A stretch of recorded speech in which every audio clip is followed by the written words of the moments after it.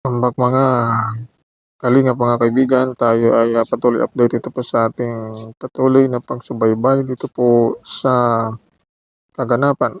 Ito kay Edo at Beyonce. Beyonce, galit na, wala nang awa, wala nang patawad. Ituloy ang kaso. Ito kay Edo. Edo, makakaawa na.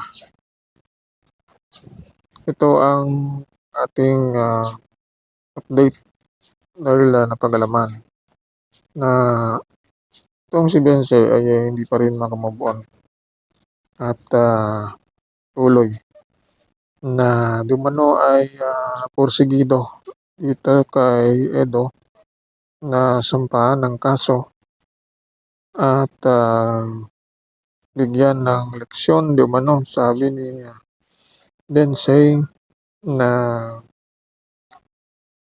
siya daw ay pinastos at mahulog dito po sa kanyang reklamo na hindi niya nagustuhan itong ginawa ni Edo. Ito ang ating papasubaybayan kung itutuloy itong reklamo. Dahil itinanggi ni Beyonce na huwag nang kasuhan itong si Edo na hindi daw yung mama niya nag-comment sa live at ibig sabihin nito na siya ay porsigido sa kanyang reklamo dito kay Edo. Ang puot at galit ay nangingibabaw.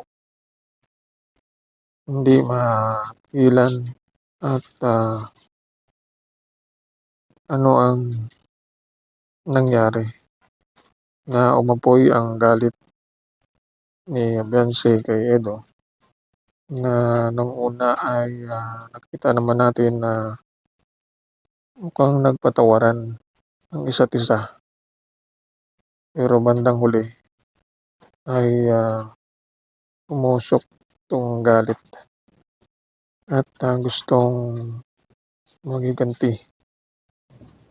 Di natanggap ang nangyari na di umano panloloko at pinaasa itong si Beyonce ni Edo.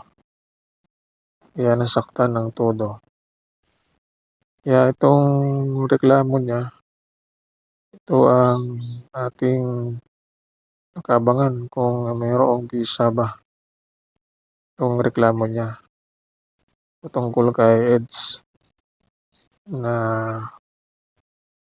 magkaroon ba nito ng progreso ang reklamo niya.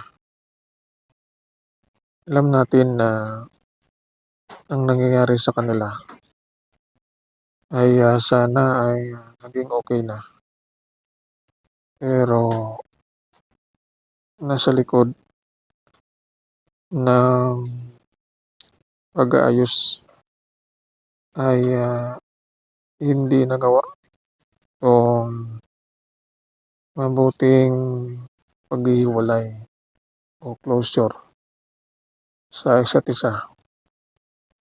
Kaya nahantong na po sa demandahan na kinadismaya naman ito ni Rab na kung mangyari man itong pagtumanda at ituloy ay ito ay nakakagulat at nakakatroma itong pangyayaring ito. Kaya ang mga netizen ay hindi mapigilan itong kanilang damdamin tungkol sa pagsampa ng kaso kay Edo na sinasabi nila na wala ring bisa 'tong kanyang reklamo at, madi-dismiss lang ang reklamong ito dahil, may mga ebidensya na sila ay, may relasyon at ang pangyayaring 'yan ay, isa sa mga ground na ma-dismiss ang kaso kung sakaling mapatunayan na may gusto at kagustuhan din nila ang kanilang ginagawa. May sinasabi rin na sana ay, 3 araw bago nangyari ang bagay na hindi nagustuhan ay, inihayag na ang reklamo sa barangay o saan pa man na ahensya ng gobyerno para magkaroon ng bisa. Nakalipas na ang mga buwan o taon saka nagreklamo, kaya malabo di umano ito ay, makapasa at, magkaroon ng progreso 'tong kanilang kasong isasampa dito kay EDS na ito ay, nakakaapekto sa pag-iisip at, nakikita natin nagbago 'tong aura ni Edo. Hindi na siya dati na masigla ang mukha, ngayon malungkot na sa kanyang mga post sa FB, gano'n din sa YouTube. Dinadaan niya lang sa simpleng ngiti pero nasa loob ay, nasasaktan at hindi alam kung anong gagawin